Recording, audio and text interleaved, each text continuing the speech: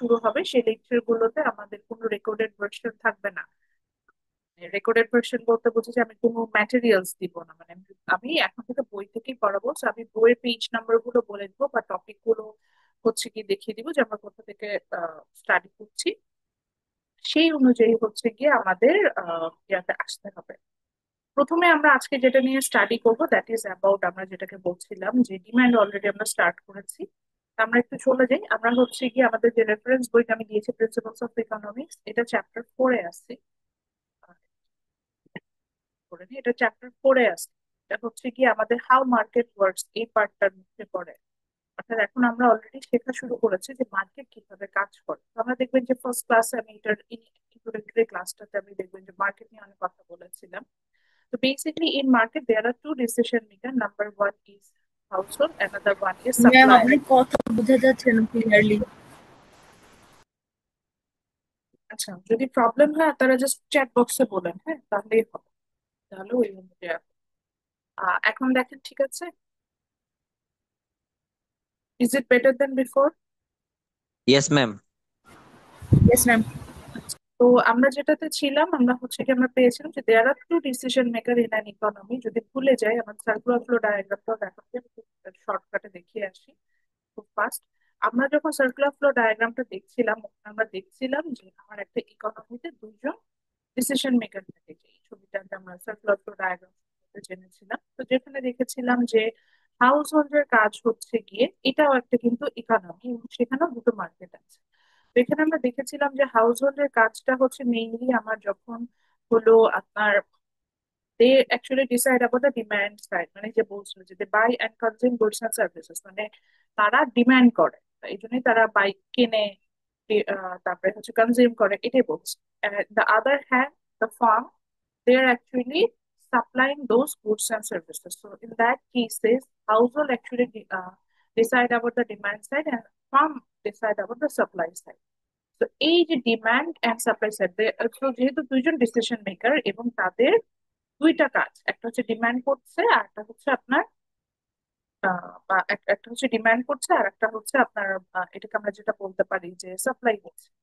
এই দুটো বিষয় নিয়ে আমরা মেইনলি চ্যাপ্টার 4-এ স্টাডি করে থাকি, যে যেখানে আমরা দেখবো যে what is demand, law of ডিমান্ডটা কি, মার্কেট ডিমান্ডটা কি হতে পারে, তারপর মার্কেটে ডিমান্ড কিভাবে ভ্যারি করে, আমরা এই বিষয়গুলো সম্পর্কেই জানবো।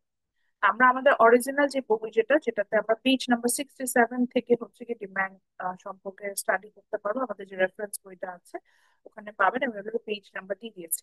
আমি এখানে আসবো, আমি আর একবার একটু রিপিট করি। তাহলে লাস্ট ক্লাসে ডিমান্ড সম্পর্কে অলরেডি স্টাডি করেছিলাম, মার্কেট পড়ার পরে দুইজন ডিসিশন মেকার থেকে দুইটা main unit, demand and supply, এটা নিয়ে চ্যাপ্টার মেইনলি পড়বো। ডিমান্ড আমরা স্টার্ট করেছি এবং আজকের ক্লাসে আমাদের ডিমান্ড শেষ হয়ে আমরা সাপ্লাই পোর্শন কভার করবো।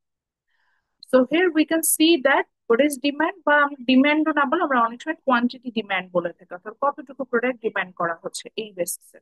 So quantity demand means what? Quantity demand means the amount of goods and services that buyers are willing, able to purchase. আমরা লাস্ট ক্লাসে এটাই পড়েছি যে দুইটা কন্ডিশন আমার ফুলফিল করতে হবে, willingness to pay and ability to buy. Buy and purchase, purchase is the কি বলবো অ্যাডভান্স ফর্ম অফ বাই।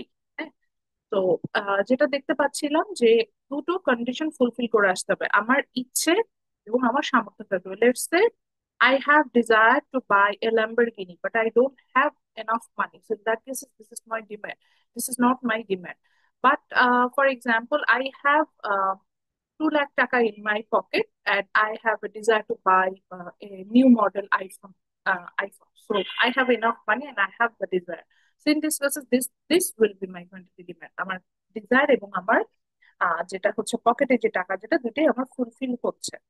আচ্ছা, দেন আমরা কি দেখেছিলাম এটার জন্য এখন আমরা একটা ছবি আঁকবো, যদিও আমরা এই ছবিটা বেশ কয়েকবার এঁকেছি, তারপরেও আজকে আমার সাথে ছবিটা আঁকবেন। আমি একটা স্লাইড ওপেন করছি এটার জন্য বা দেখানোর সুবিধার্থে, যেহেতু আমি ছবি আঁকবো এই কারণে আমি একটা স্লাইড ওপেন করছি, সময় দিবেন। স্লাইড ওপেন করছি, এটা একটা বেসিক স্লাইড, এটা আমি মানে এটা আমার ক্লাস নেওয়ার সুবিধাতে আমি জাস্ট স্লাইডটা বানিয়েছি। এটা এমন এমন কিছু না যে এটা আহ, দেওয়াটা খুব জরুরি, এটা বেসিক, এটা এমন কোনো কিছু নাই। তো এটা আমি শেয়ারও করি, খুব সিম্পল জিনিস, যে এই দুটো মার্কেটিং করে বলে এটা আছে। তো ডিমান্ডে আমরা দেখেছিলাম যে আমাদের willingness and ability to buy দুটোই যখন থাকবে তখন আমরা হচ্ছে কি সেটা দেখা মতো ডিমান্ড কার্ভটা দেখতে এরকম। তো আমরা কি করব, এটার জন্য এখন আমরা একটা ডিমান্ড কার্ভের ছবি আমরা যদিও আগে এঁকেছি, তারপর আজকে আমার সাথে সবাই এঁকেছি। তো আমরা এটার জন্য যেটা করছিলাম সেটা হচ্ছে যে আমরা দুটো এক্সিস নিচ্ছি, একটা হচ্ছে এক্স এক্সিস নিলাম, দেন আমি ওয়াই এক্সিস নিয়ে নিলাম। দেন আমরা যেটা করব যে আমরা নিচের দিকে যাচ্ছে, আমি একটু কালার ডিফারেন্ট কালারে আছে যাতে আমরা বুঝতে পারি, নিচের দিকে যাচ্ছে এরকম একটা কার্ভ এঁকে ফেলছি। আচ্ছা, আপনার কোশ্চেনের অ্যান্সার দেওয়ার জন্য, ম্যাডাম এই কার্ভটাতে কখনো এক্সিস গুলোকে টাচ করে আঁকেন, একটু ডিস্টেন্স মেনটেন করে আঁকেন। এভাবে আঁকতে পারবো না, আমি চাইলে এই যেরকম এক্সিস কে টাচ করে আঁকতে পারি, এক্সিস কে টাচ করে আঁকা যায়, আবার ডিস্টেন্স মেনটেন করেও আঁকা যায়, totally up to you. So just আমি আমার দেখানোর জন্য আমি যে এক্সিস কে টাচ করে সাধারণত আঁকি। আমি ইচ্ছা করে একটু স্টিপার কার্ভ ড্র করলাম, বিকজ আমি আজকে একটু যেটাকে বলা যায় যে একটু দূরে আঁকি। আমি আজকে হচ্ছে একটু মানে ডিস্টেন্সটা অর্থাৎ প্রাইস চেঞ্জেসটা জন্য কোয়ান্টিটি চেঞ্জ খুব বেশি হচ্ছে না, এর প্রাইস চেঞ্জেস এর জন্য কোয়ান্টিটি চেঞ্জ অনেক বেশি হচ্ছে, এইটা দেখানোর চেষ্টা করি। তো এই জন্য আমি একটা ফ্ল্যাটার একটা হচ্ছে গিয়ে ডিমান্ড কার্ভ স্টিপার রাখবো। তো একটা ফ্ল্যাটার ডিমান্ড কার্ভ আঁকলাম, এটাও আমরা হচ্ছে নেক্সট চ্যাপ্টার যেটা এলাস্টিসিটি, ওখানে আমরা দেখবো যে ফ্ল্যাটার কেন আঁকছি বা স্টিপারে যে যে কথাগুলো আমি বলছিলাম এটা কেন আঁকছি, এটা আমাদের কাছে ক্লিয়ার হয়ে যাবে। আমি একটু ফ্ল্যাটার একটা হচ্ছে ডিমান্ড কার্ভ আমরা ড্র করে দিলাম। এখন এখানে যেটা হচ্ছে যে আমরা দেখতে পাচ্ছি আমাদের একটা একটা একটা কি কনসেপ্ট আসে, সেটা হচ্ছে আমরা এরকম মনে হয় জানি যে আমাদের দাম বাড়লে আমাদের হচ্ছে ডিমান্ড কমে যায়, আবার হচ্ছে দাম কমলে ডিমান্ড বেড়ে যায়, এরকম একটা জিনিস আমাদের মাথার মধ্যে আছে, অর্থাৎ এই জিনিসটা কিন্তু ঘটে।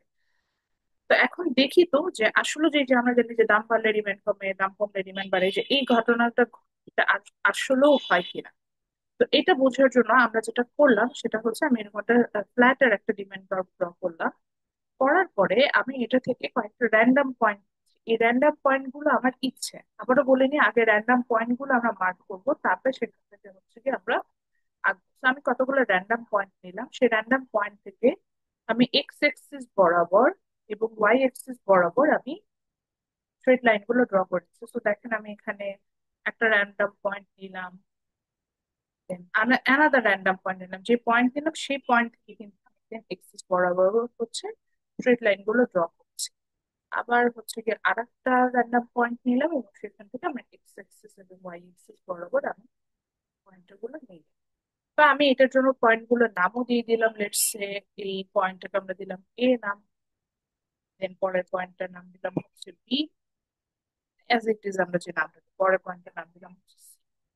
এবং এখানে আমার এক্স এক্সিস এ দেখাচ্ছে, ওয়াই এক্সিস এ শো করে হচ্ছে প্রাইস, আর এক্স এক্সিস এ দেখায় হচ্ছে গিয়ে কোয়ান্টিটি।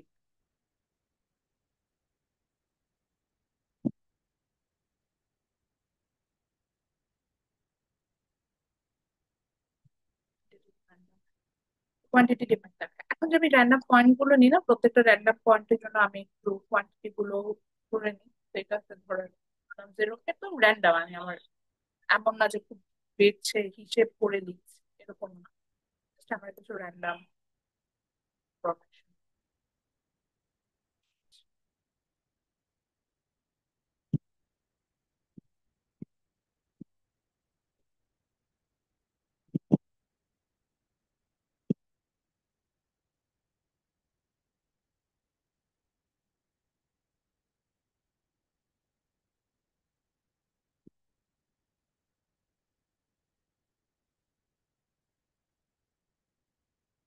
তো খেয়াল করে দেখেন এখন ছবিটা যদি আমরা একটু ভালোভাবে দেখি, তো এখানে আমরা দেখতে পাচ্ছি from a point we can see when the price is like 40 টাকা, আমার কোয়ান্টিটি ডিমান্ড হচ্ছে 50।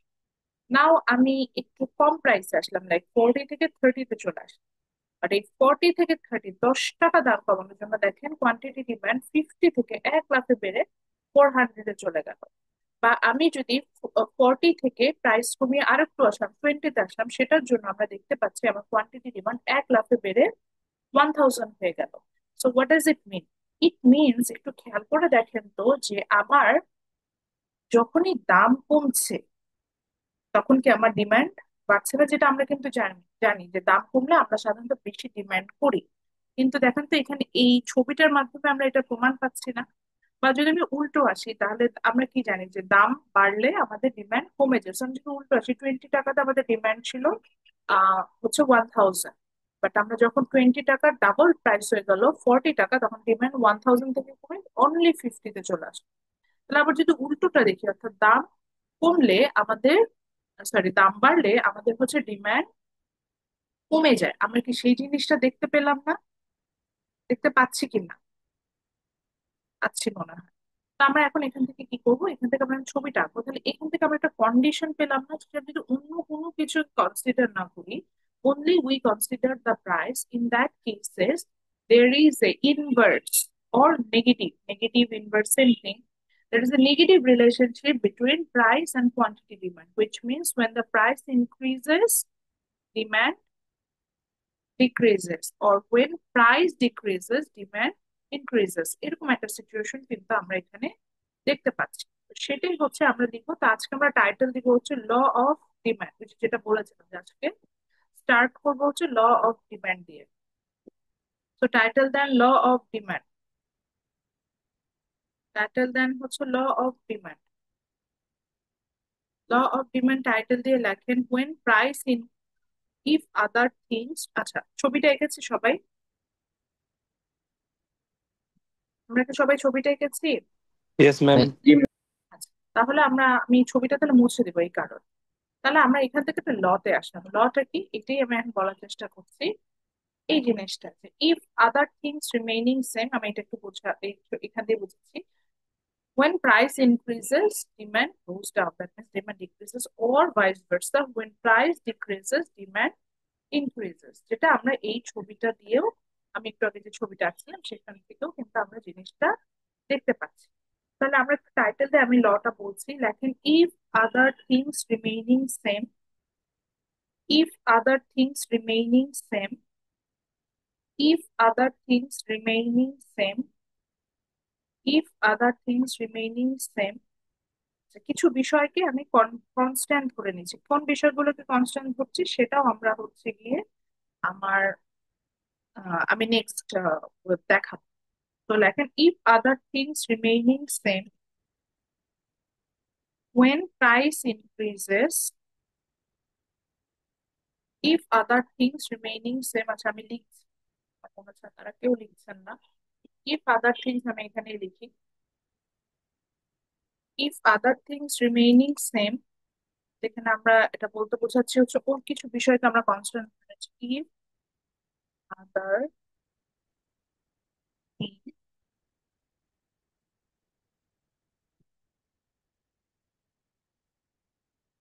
if other things, if other things remaining same, when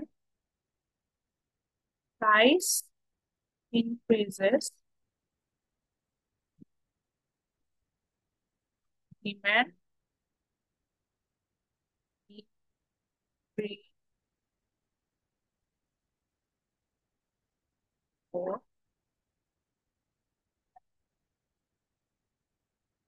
আপনি এটা ভাইস ভার্সা লিখতে পারেন। if other things remaining same, when price decreases, demand increases for that product। Just increase decrease একটা যেটা মনে হয়েছে সেটা দিয়ে হচ্ছে এখানে লিখে দিলাম। তো আমি পরীক্ষায় একটা খুব সিম্পল কোশ্চেন করতে পারি যে what is law of demand. তো ল অফ ডিমান্ড কি, যে আমরা যে ডিমান্ড কার্ভের ছবিটা দেখে বা আমাদের আমাদের আহ নিজেদের লাইফ থেকে যেটা বের করতে পেরেছি, যে ডিমান্ড বাড়লে আমাদের, প্রাইস বাড়লে আমাদের ডিমান্ড কমে, বা প্রাইস কমলে আমাদের ডিমান্ড বাড়ে। ওই কথাটা আমরা একটা একটা সূত্রের মাধ্যমে এনেছি, যে কোনো কিছু যদি না থাকে, অর্থাৎ শুধু যদি আমি আপনার হলো ইয়ার কথা চিন্তা করি, দ্যাট মিনস আমি যদি শুধু প্রাইসের কথা চিন্তা করি, যে বললাম এই জন্যই if other things remaining same এই কথাটা বলে নিই। আমি শুধু প্রাইসের কথা যদি চিন্তা করি, in that cases when price increases, my demand decreases, আমি এই কথাটা এখানে বলছি। তাহলে আমরা এখন এটাতে হচ্ছে গিয়ে একটা ইয়াতে চলে যাই। তাহলে আমরা এখন দেখবো যে কোন বিষয়গুলোকে আমরা এখানে কনস্ট্যান্ট ধরে নিচ্ছি। কোন বিষয়গুলোকে আমরা কনস্ট্যান্ট ধরছি সেটা বোঝার আগে আমরা এখন যেটা করব সেটা হলো যে আমরা ইয়াতে যাব, সরি, আমরা কোন বিষয়টাকে কনস্ট্যান্ট ধরে নিচ্ছি সেটা বোঝার জন্য আমরা যেটা করবো, যে আমরা এখন নতুন আর একটা টার্মে যাব, যেটাকে আমরা বলবো হচ্ছে কি শিফট ইন ডিমান্ড কার্ভ। তো তার আগে আমরা হচ্ছে আবার একটু বইয়ে যাব যে আমরা এখন বইয়ের কোথা থেকে পড়ছি, এবং সেখানে আমরা আসলে আমরা সেখানে হচ্ছে গিয়ে কতটুকু কি করতে পারি সেই জায়গাটাতে আমরা দেখবো। তো আসেন চলুন চলে যাই। আমরা বইয়ের এখন আসি হচ্ছে গিয়ে পেজ নাম্বার 67 এর পর আমরা পেজ নাম্বার 68-এ আছি, যেখানে ডিমান্ড পড়ানোর পরে ল অফ ডিমান্ড নিয়ে কথা বলেছে। আচ্ছা, এখানে ল অফ ডিমান্ডের ছবিটা নেক্সট পেজে আছে, আমি একটু দেখাবো। ল অফ ডিমান্ড নিয়ে আমরা এখানে স্টাডি করছি। এখানে একটু মনে রাখতে হবে যে ল অফ ডিমান্ড যখন মানে আমরা ল অফ ডিমান্ডটা যখন আমরা মেক করব, এটা অনেক সময় আমার ইনফরমেশন দেওয়া থাকতে পারে। যেমন আপনাদের সেকশনে আমি এই কোশ্চেনটা করিনি, বাট সেকশন 1-এ আমি যে কোশ্চেনটা বলছিলাম, ওদেরকে আমি একটা টেবিল দিয়েছিলাম এবং সেখান থেকে ওদেরকে স্লোপ বের করতে বলেছিলাম। সিটির কোশ্চেনের কথা বলছি, আর তার একটু কোশ্চেনটা কালেক্ট করে নিয়ে ওদের কাছ থেকে। তো ওখানে আমি ইনফরমেশন গুলো, প্রাইস এবং কোয়ান্টিটিটাকে একটা টেবুলার মাধ্যমে দিয়ে দিচ্ছি। আমি বলেছিলাম মানে গ্রাফ আঁকার সময় আমাদের ইনফরমেশন অনেক সময় টেবুলার ফর্মে থাকবে, বা আমরা যখন পিপিএফ করছিলাম তখনই আমরা দেখতে পাচ্ছিলাম যে আমাদের ইনফরমেশন গুলো টেবুলার ফর্মে থাকে। তো এই টেবিল গুলোকে আমরা সাধারণত বলে থাকি, সেই টেবিল থেকে যে ইনফরমেশন গুলো পাই, অনেক সময় এইভাবে আমাদের দেওয়া থাকে। তো যদি ডিমান্ডের ইনফরমেশন গুলো একটা টেবুলার ফর্মে, ডিমান্ড এন্ড প্রাইস এর ইনফরমেশন গুলো একটা টেবুলার ফর্মে থাকে, তখন সেটাকে আমরা ডিমান্ড শিডিউল বলে থাকি, বা ডিমান্ড টেবলও বলা যায়। টেবল না বলে এটা শুধু শিডিউল বলে।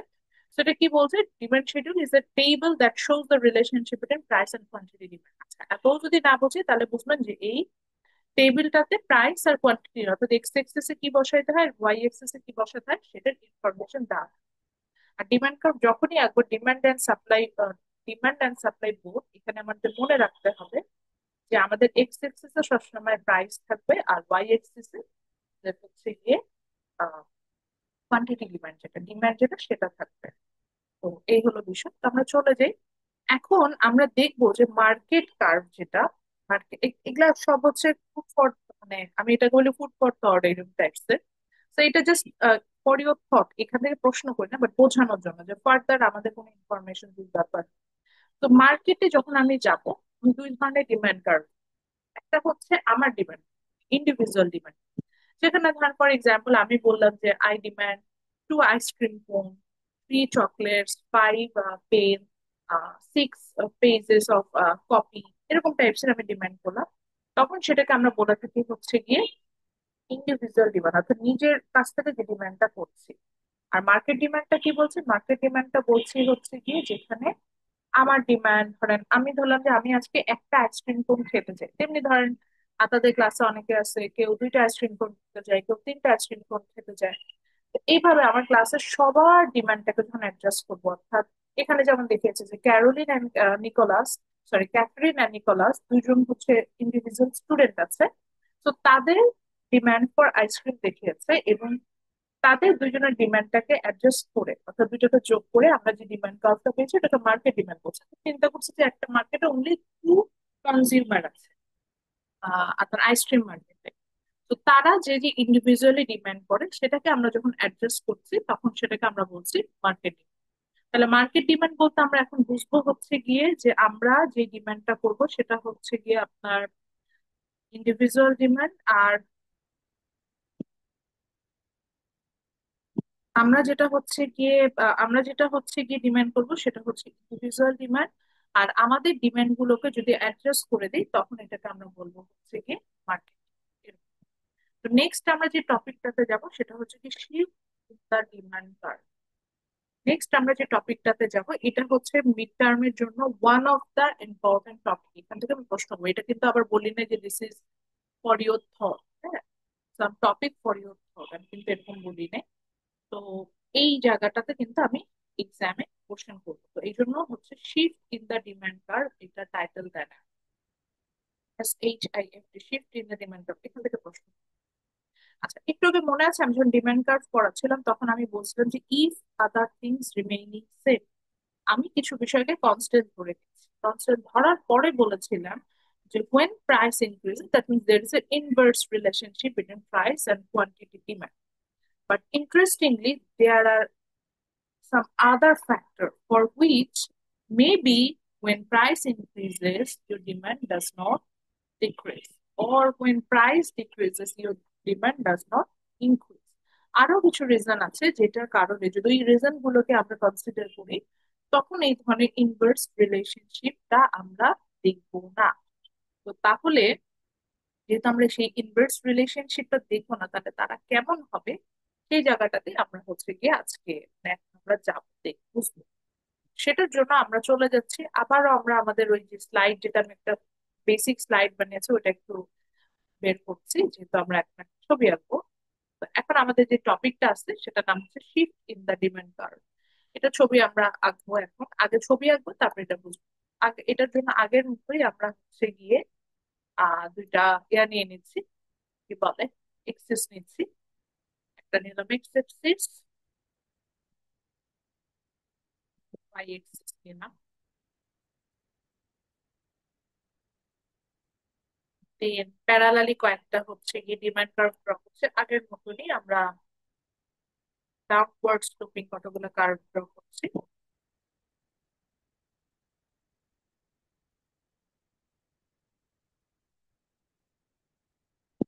ডাউনওয়ার্ড স্লোপিং কতগুলো কার্ভ ড্র করে নিলাম। নেওয়ার পরে এখানে যেটা করলাম, এখন আমি একটা ডিফারেন্ট কালার ইউজ করবো যাতে আমরা বুঝতে পারি। আমরা একটা সিমিলার, একটা সেম হচ্ছে গিয়ে একটা প্রাইস লেভেল আমরা এখানে রাখবো। আমি একটা সেম প্রাইস লেভেল রাখলাম, ধরলাম যে এটা 10 টাকা, এটা একটু পরে দেখাবো। এই সেম প্রাইস লেভেলের জন্য এই যে তিনটা যে ডিফারেন্ট ডিমান্ড কার্ভ আছে, এটা কিন্তু তিনটা ডিফারেন্ট পয়েন্টে পাস করে হচ্ছে, like this point, point, this. এখন আমি এগুলার একটু ইনফরমেশন গুলো বসিয়ে দিব। তো ধরে নিচ্ছি যে আমার যে পয়েন্টটা ছিল এটাকে আমরা নাম দিলাম হচ্ছে, আমার সুবিধার জন্য এখন অন্য নাম দিব, ধরেন ই দিলাম। স্মল ই না, আচ্ছা ক্যাপিটাল ই লিখি, ই দিলাম। পরের পয়েন্টের নাম দিলাম এর, এন্ড লাস্ট পয়েন্টের নাম দিলাম হচ্ছে জি। একইভাবে এক্স এক্সিসে আমরা আবারও হচ্ছে কোয়ান্টিটি ডিমান্ডই দেখাবো।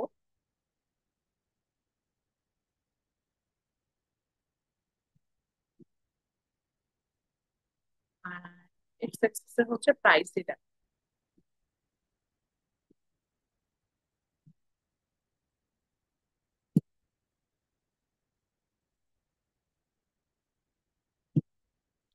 কোয়ান্টিটি দিলাম হচ্ছে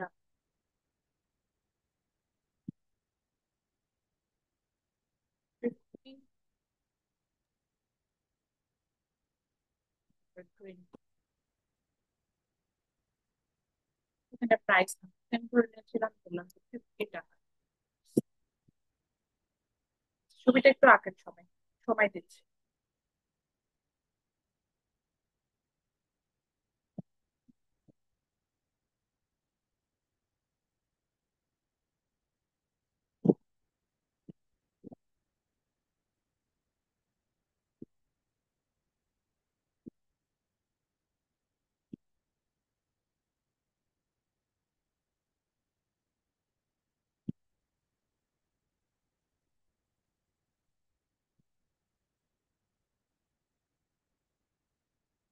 ছবি আঁকা হয়েছে। Yes ma'am. আচ্ছা, তো এখানে কি একটা ডিফারেন্স দেখতে পাচ্ছেন? দেখেন তো, আমার প্রাইস লেভেল যখন সেম, কিন্তু এখানে প্রাইস লেভেল সেম, বা তিনটা ডিফারেন্ট ডিফারেন্ট ও আছে, ডিমান্ড কার্ভ গুলো নাম দিই নাই, তিনটা ডিফারেন্ট ডিফারেন্ট ডিমান্ড কার্ভ নিয়েছি। একটা প্রথমটার নাম নিয়েছি ই 1, পরের ডিমান্ড কার্ভের নাম দিয়েছি হচ্ছে D2, আর পরের ডিমান্ড কার্ভের নাম দিলাম হচ্ছে D3। তো খেয়াল করে দেখেন, এই যে আমরা তিনটা ডিফারেন্ট ডিমান্ড কার্ভ নিলাম at the same price level like ABC, আমরা দেখতে পাচ্ছি মানে সেম প্রাইস লেভেল লাইক 50 টাকা। 50 টাকা প্রাইসে আমরা D1 ডিমান্ড কার্ভে কি দেখতে পাচ্ছি? D1 ডিমান্ড কার্ভে দেখতে পাচ্ছি কোয়ান্টিটি ডিমান্ড হচ্ছে 10। 50 টাকা প্রাইসে D2 ডিমান্ড কার্ভে এটা পাস করলে এফ পয়েন্টে, সেখান থেকে পেলাম হচ্ছে কত, ডিমান্ড হচ্ছে 50। আবার 50 টাকা প্রাইসে আমরা যখন পরের লাস্টের ডিমান্ড কার্ভটা D3, ওখানে আমি দেখতে পাচ্ছি কোয়ান্টিটি ডিমান্ড হচ্ছে 120। তার মানে এরকম মনে হচ্ছে না যে যত আমি রাইট সাইডে মুভ করছি, মানে ডান দিকে আমি যত যাচ্ছি, আমি যত ডানের দিকে যাচ্ছি, বাম থেকে ডানের দিকে যত যাচ্ছি, আমার এই দিকে কি হচ্ছে, বাড়ছে না? এরকম মনে হচ্ছে না? সো মনে রাখতে হবে যখন আমরা লেফট সাইডে যাব, আমরা যদি এই ডিমান্ড কার্ভটাতে যখনই বাম থেকে ডানের দিকে যাব, লেফট সাইডের দিকে যাব, এটাকে বলে at the same price level আমার ডিমান্ডটা কোনো একটা কারণে বাড়ছে, ইনক্রিজ করছে, এরকম মনে হয়। তো আমি এখান থেকে যদি D1 থেকে D2 তেও যাই বা D1 থেকে D3 তেও যাই, সেক্ষেত্রে আমার যেটা হচ্ছে যে আমার সেম প্রাইস লেভেলে আমার ডিমান্ডটা বেড়ে যাচ্ছে। আর আমরা যদি উল্টো আসা শুরু করি, যে D3 থেকে D2 বা D3 থেকে D1 এরকম যদি আসা শুরু করি, সেক্ষেত্রে যেটা হচ্ছে at the same price level আমার ডিমান্ডটা কি করছে, ফল করছে, অর্থাৎ ডিক্রিজ করছে। খেয়াল করে দেখেন তো, 50 টাকা প্রাইসে যদি D3 থেকে ভেতরের দিকে আসে, D2 এর দিকে আসে, আমি দেখতে পাচ্ছি যে প্রাইস লেভেল ছিল যে 120, কোয়ান্টিটি ডিমান্ড ছিল 120, সেখান থেকে আমার কোয়ান্টিটি ডিমান্ড হয়ে গেল 50। সেম প্রাইসে আমার কোয়ান্টিটি ডিমান্ড কমে যাচ্ছে, বা সেম প্রাইসে আমার কোয়ান্টিটি ডিমান্ড D3 থেকে যদি আমি D1 এ আসি, সেম প্রাইসে আমার কোয়ান্টিটি ডিমান্ড 120 থেকে 10 হয়ে যাচ্ছে।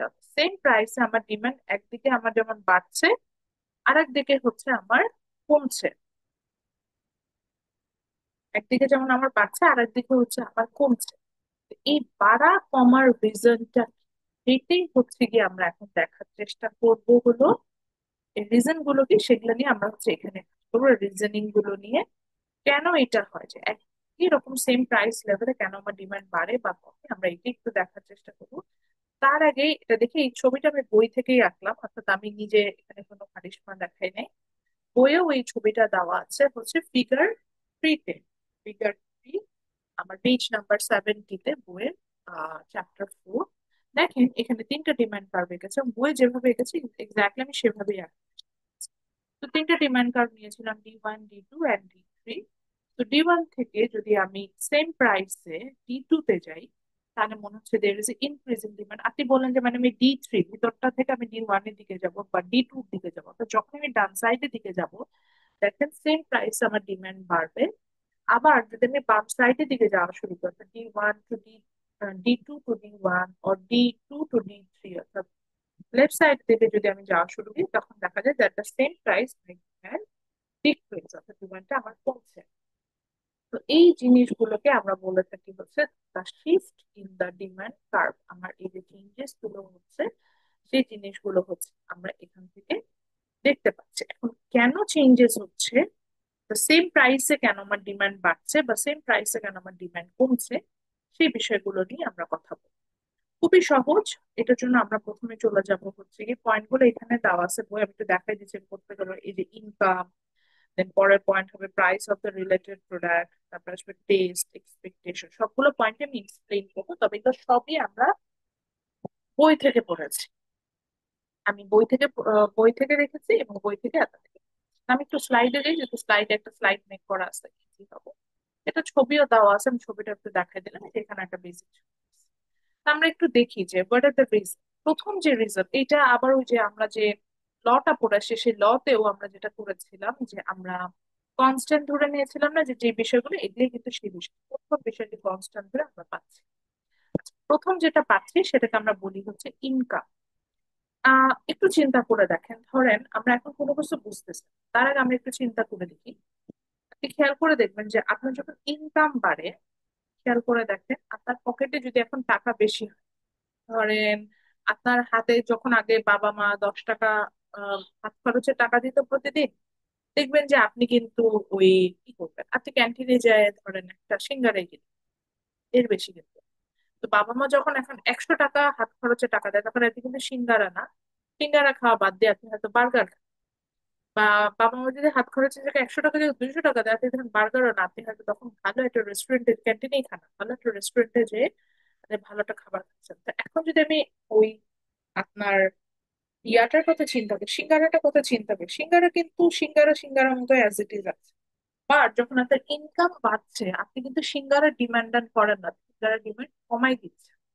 আবার চিন্তা করেন যে আপনার হাতে যদি টাকা পয়সা না থাকে, তাহলে কিন্তু আপনি ইউনিভার্সিটি ফ্রি বাস সার্ভিসে ইউজ করার চেষ্টা করেন, কিন্তু কখনো চিন্তা করবেন না যে বাসা আমি একটা পাঠাও একটা বাইক সার্ভিস নিয়ে তাড়াতাড়ি ইউনিভার্সিটি চলে আসি। বাট আপনার হাতে যদি এখন টাকা চলে আসে, আপনি খেয়াল করে দেখবেন যে আপনার তখন মনে হবে যে আমি আহ ধর ভার্সিটি বাস ভোর 7টার সময়, আমি কিসের জন্য আমার ক্লাস 11টা, আমি 7টার সময় বাস ধরে আসবো। তো আমার ক্লাস হচ্ছে 10টার সময়, তাহলে আমি 9:30টার বাস ধরে আসলে আমি বাস পাবো। আমার রুটে 7টা ছাড়া কোনো বাস নেই। তাহলে আমি এক কাজ করি, কিন্তু চিন্তা করবেন যে আমি উবারে করে আসি, যেহেতু আপনার পকেটে টাকা আছে। তো দেয়ার আর সাম গুড, আমরা দেখবো যে যখন আমাদের ইনকাম বাড়ে এই ধরনের গুডস এর আমরা ডিমান্ড বাড়াই দিই, আবার যখন ইনকাম কমে এই ধরনের গুডস এর ডিমান্ড কমাই দিই। এই জন্য এখানে দুইটা প্রোডাক্টের নাম লিখেছে, খেয়াল করে দেখেন, normal goods and inferior goods. আমি এটা আমি আপনাদের শেয়ার করবো নম্বরে।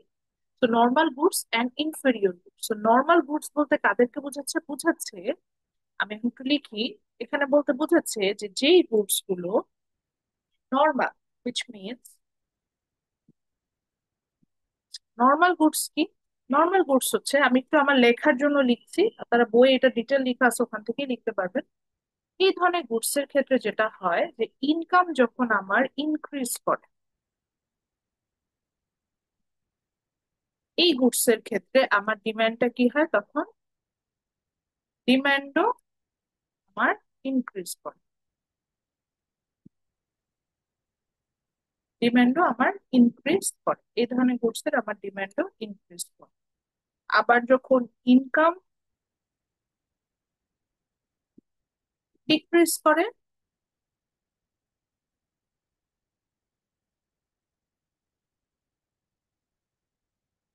তখন এই ধরনের গুডস এর ডিমান্ডও ডিক্রিজ করে।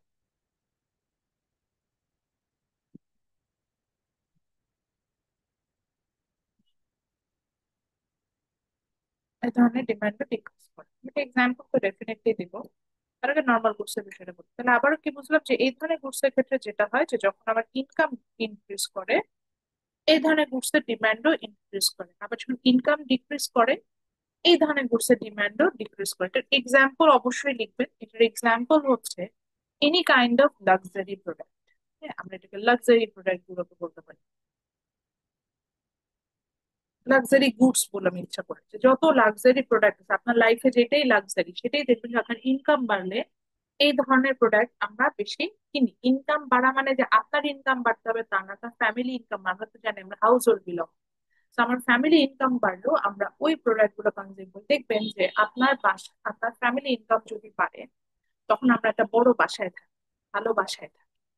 বা ফ্যামিলি ইনকাম বাড়লে আমাদের বাসায় একটু এক্সপেন্সিভ ফুড আসে, মানে রাইসটা, চাল ধরেন এক চাল কিনলেই হয়, তো তখন দেখবেন যে ভালো চাল কেনা হবে বা ভালো বড় বড় মাছগুলো কেনা হয়। তারপরে হচ্ছে ভালো ভালো ফ্রুটস কেনা হয়। তো এখানে কি হচ্ছে, ইনকাম বাড়ছে, আমার ডিমান্ড ওই ধরনের প্রোডাক্টের বাড়ছে। তো ওই যে বড় বাসায় থাকা বা ভালো বড় বড় মাছ কেনা, মাছ কিনলেই হয়, বড় মাছ কেনার কিন্তু দরকার নেই। So these are normal goods, অর্থাৎ এই গুডস এর প্রাইসের সাথে রিলেশনশিপ নাই। অর্থাৎ আপনার ডিমান্ড অটোমেটিক্যালি বাড়বে যদি আপনার ইনকাম বাড়ে, এটার দাম যাই থাকুক না কেন। তো আপনি এখন যদি বাজার করতে চান আর আপনার সাথে যদি আপনার এলাকার সাথে রিচেস্ট যে পার্সন আছে সে বাজার করতে চায়, দেখবেন যে ইলিশ মাছের দাম ধরলাম 3,000 টাকা, উনি কিন্তু ঠিকই একটা ইলিশ মাছ খান, তার কাছে হয়তো এটা অনেক বেশি এক্সপেন্সিভ প্রোডাক্ট মনে হয় যেহেতু এটা, কিন্তু ঠিকই দেখবেন যে উনি কিন্তু একটা বেশি দাম দিয়ে একটা ইলিশ মাছ কিনে ফেলবে। কারণ ওনার কাছে এটা নর্মাল গুড, মানে ওনার ইনকাম বেড়েছে বলে উনি ডিমান্ড বাড়ায়। কারণ আমি একটা এক্সাম্পল দিচ্ছি যে উবার রাইড, আমি যদি বলি দিস ইজ লাক্সারি প্রোডাক্ট। তো খেয়াল করে দেখবেন, আমাদের ফ্যামিলির বেসিসে বলছি, যখন আমাদের ইনকাম ভালো থাকে তখন আমরা কোথাও যাওয়ার জন্য উবার রাইড ইউজ করি বা আমরা সিএনজি ভাড়া করি বা একটা গাড়ি ভাড়া করি। কিন্তু যখন আমাদের ইনকাম কমে তখন আমরা ধরেন, সাপোজ আমরা গ্রামের বাড়ি যাচ্ছি, দেখবেন যে যখন ফ্যামিলি ইনকাম ভালো থাকে আমরা একটা গাড়ি ভাড়া করে যাই। আর যখন ফ্যামিলি ইনকাম কমে যায় তখন কিন্তু আমরা গাড়ি ভাড়া করবো না, আমরা বাসে করে চলে যাচ্ছি বা ট্রেনে করে চলে যাচ্ছি। তো this is called normal good. অর্থাৎ ইনকাম বাড়লে মানে গুডস এর ডিমান্ড, তাহলে এই গুডস টা কিন্তু প্রাইসের উপর, যখন আমি প্রাইসটা চিন্তা করছি না তখন এটা হচ্ছে। তাহলে আপনি বললেন যে ম্যাডাম তাহলে উল্টা কোনো রিলেশনশিপ আছে? যেটা আছে সেটাকে আমরা বলবো হচ্ছে ইনফেরিয়র গুডস। ইনফেরিয়র গুডস এর ক্ষেত্রে কি হয়, এটা আরো মজা। এই গুডস এর ক্ষেত্রে আপনার ইনকাম যদি বাড়ে, আচ্ছা লিখে নিই তারপরে বলছি, এই ধরনের গুডস এর ডিমান্ড ডিক্রিজ করবে। আবার ইনকাম যদি কমে,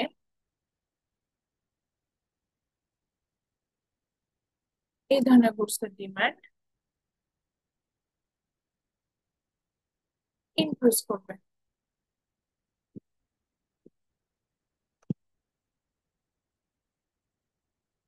আচ্ছা, আমি একটা এক্সাম্পল দিব অবশ্যই।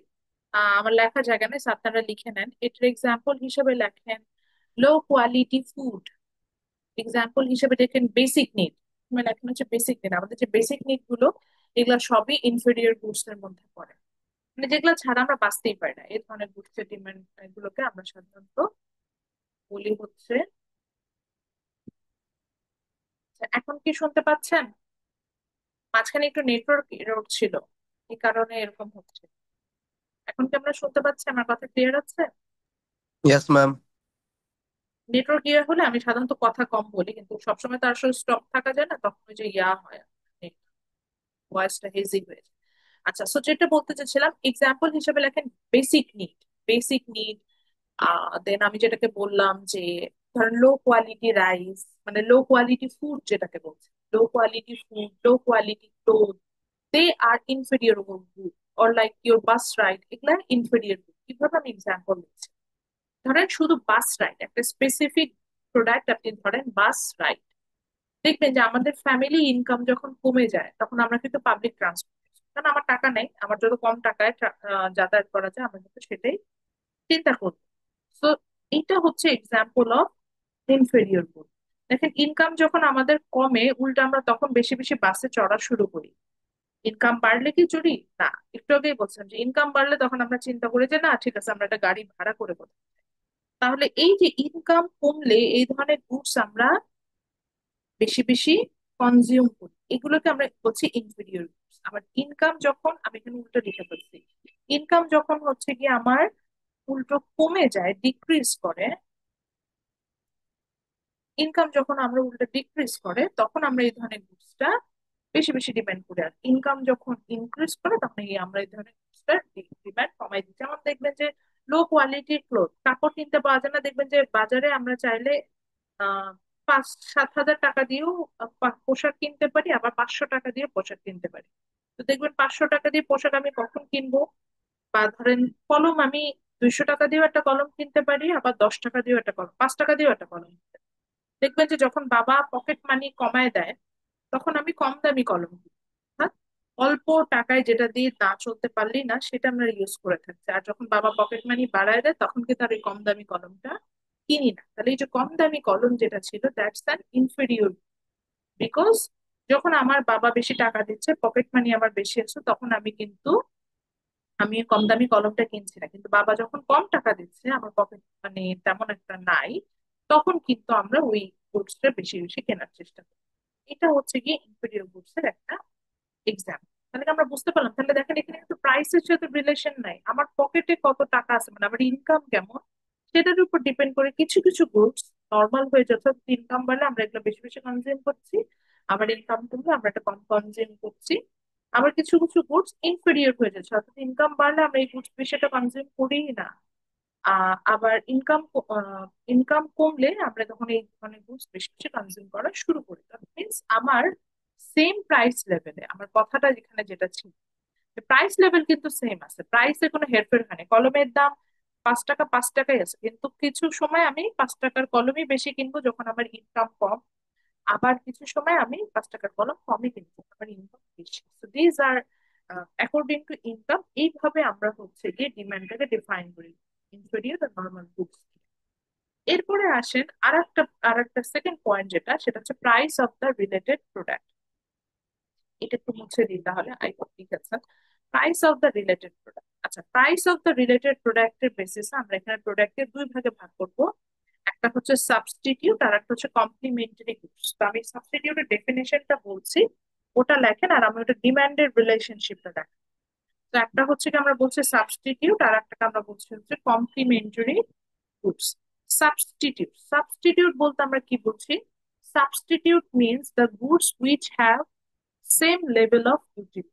আচ্ছা, কঠিন ভাবে বললাম, সহজ ভাবে বলি, the goods which are actually same, মানে যেটা কনজিউম করলে আমার কাছে সেম ফিলিং হবে, সেগুলোকে আমরা সাবস্টিটিউট করি। Let's say tea and coffee, they are substitute, অর্থাৎ একটার এগেনস্টে আর একটা আমরা কনজিউম করতে পারি। বা আমি যদি বলি Coca Cola and Pepsi, they are substitute, একই সফট ড্রিঙ্কস আমি কনজিউম করলে আমি একটু ভালো ফিল করি, এইটা তো দিজ আর সাবস্টিটিউট। বা আপনি বলতে পারেন যে T shirt and shirt, they are substitute, shirt পরাও যায় ধরেন একটা গেঞ্জি পরাও যায়, এরকম বোঝায়।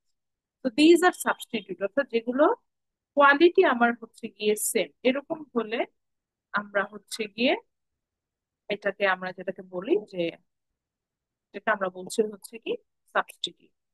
সাবস্টিটিউটের ক্ষেত্রে আমরা কি করলাম, তাহলে সাবস্টিটিউটের ক্ষেত্রে যখন আমরা আমরা যখন ইয়াতে আসলাম, তাহলে আমরা দেখি যে আমরা কিভাবে এটা নিয়ে কাজ করব। তো সেই ক্ষেত্রে তাহলে একটু লেখেন, substitute means the goods which have same level of utility. The goods which have same level of utility.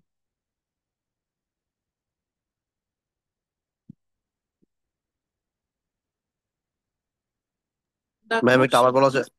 the goods which have, the goods which have same level of utility.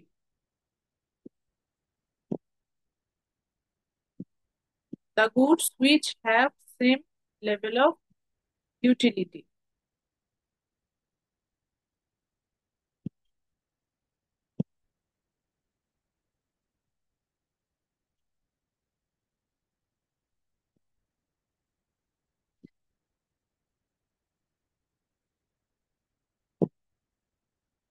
The goods which have same level, আচ্ছা same level of utility বলতে বলছি যেটা একই পারপাসে use করা যায়, সেটাকে এক্সাম্পলও লেখেন। ওই যে বললাম tea and coffee, Pepsi and Coca Cola, এগুলা এক্সাম্পল লিখলে আরো ভালো মনে থাকবে, এগুলা একই রকম, একই কাজে ব্যবহার করা যায়। তো সেটাকে আমরা হচ্ছে গিয়ে ইয়া বলে থাকি, এটাকে কি বলে, সাবস্টিটিউট বলে থাকি। এখন সাবস্টিটিউটের সময় আমরা যেটা হচ্ছে গিয়ে, আমরা সাবস্টিটিউটের সময় আমরা কি হয় এটা একটু এক্সাম্পল হিসেবে আমরা দেখি। তো ধরলাম, আমরা একটু বোঝার জন্য আমি এটাকে আমরা যে লিখি, লেখা সমস্যা। তো আমরা ধরলাম যে price of coffee, price of coffee increase করবে। আচ্ছা, কফির প্রাইস বাড়লে আমরা কি করা উচিত আমার? আমি কি বেশি বেশি কফি খাবো? কফির দাম বেড়ে গেছে, ধরেন আগে ধরলাম যে তাদের ক্যান্টিনে আগে কফি, এক কাপ কফির দাম ছিল 20 টাকা না? ক্যান্টিনে কফির দাম কত? 15 টাকা ম্যাম। 15 টাকা। আচ্ছা 15 টাকা, 15 টাকার জায়গায় কফির দাম এখন হয়ে গেল 200 টাকা। কফি খাবেন? না ম্যাম, চা খাবো। এই যে, কেন চা খাবেন? ম্যাম কফি প্রাইস অনেক বেড়ে গেছে, যেটা ম্যাম আমাদের ম্যাম আউট অফ বাজেট হয়ে যায়। সেটা তার সাথে আর একটা জিনিস কি, চা আর কফি কাছাকাছি টাইপের জিনিস না? হুম। Yes ma'am. এই জন্য আমরা হচ্ছে কাছাকাছি, মানে সাবস্টিটিউট না, একটার এগেনস্টে আর একটা কনজিউম করলেও কিন্তু খারাপ লাগে না, এরকম না বিষয়টা? তো বিষয়টা আসলে যেটা দাঁড়াচ্ছে সেটা হচ্ছে যে যখন কফির দাম বাড়লো, কফির সাবস্টিটিউট কে, চা, টি। তো তখন টি এর প্রাইসটা আমার যেটা হয় যে সেটা হচ্ছে গিয়ে ইনক্রিজ করে যায়, অর্থাৎ আমরা এটাকে আমরা যেটা হলো যে এটা আমরা এটার ডিমান্ডটা ইনক্রিজ করে। কারণটা কি? কারণটা হচ্ছে যে দে আর সাবস্টিটিউট।